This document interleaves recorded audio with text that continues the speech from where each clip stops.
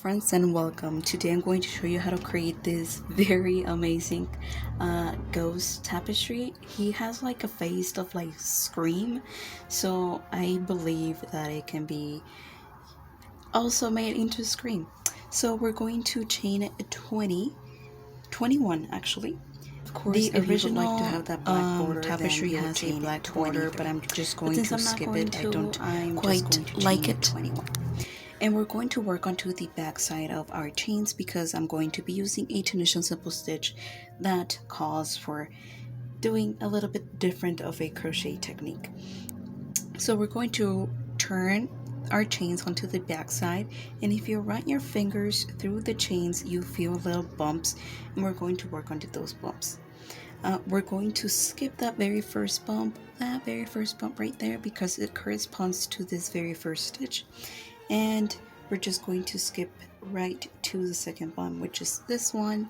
We're just going to yarn over and pull, yarn over and pull. We're just going to insert our hook onto that bump, yarning over and pulling, and we're going to keep all of our stitches within our hook. So I do suggest that you get yourself a little bit of a longer crochet hook. This is a Tunisian crochet hook, or of course I do believe this is a smaller project, so I think you can get away with using a regular crochet hook. So we're just going to keep doing this all the way down our row, and you should have all 21 loops in your hook. And we're just going to chain one onto the very last stitch. We're going to grab our yarn and pull through two, pull through two, pull through two, pull through two, all the way down our row. And our very first row is going to look just like this. And I'm going to show you how to do the repeat for the rest of this project. We're just going to insert our hook onto the front loop only of our previous row, and we're going to yarn over and pull.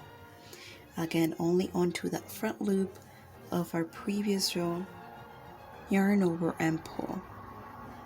And we're going to do this all the way down our row. Again, we always chain one onto the very last stitch, grab our yarn and pull through two, pull through two, pull through two, all the way down our row.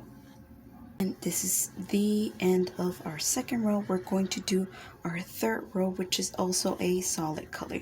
So we just continue doing our front loop only, and then we do our return pass, just like we did before. And now for our fourth row, we're just going to do 9 stitches with this white yarn, always counting the stitch that we have on our hook as one.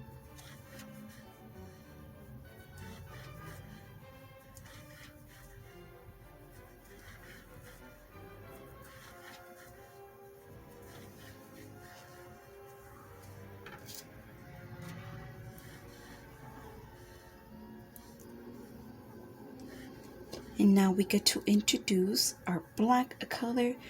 We do exactly the same thing, inserting our hook onto that front loop only, but instead of yarning over with our white, we yarn over with our black. We're going to do this 2 more times for a total of 3 stitches.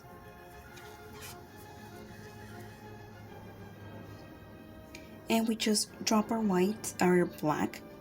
We're going to pick up our white, and we continue to do the rest of this row with our white yarn. And then for our return pass, always chaining one onto the very last stitch. We're just going to grab our yarn and pull through two, and I'll show you right now where to do our color change. So here, whenever you have 2 different color stitches in your hook, you always use that second color stitch to pull through. So in my case, I'm going to drop my white, I'm going to pick up my black, and I'm going to yarn over and pull through that very first or that very last white stitch and the very first black stitch. Again, I'm going to yarn over and pull through two, and again that same rule applies. So whenever you have 2 different color stitches in your hook, you always use that second color stitch to pull through. We drop our black, we pick up our white, We yarn over, we pull through that very last black stitch and through that very first white stitch, and we just continue to pull through all the way down our row.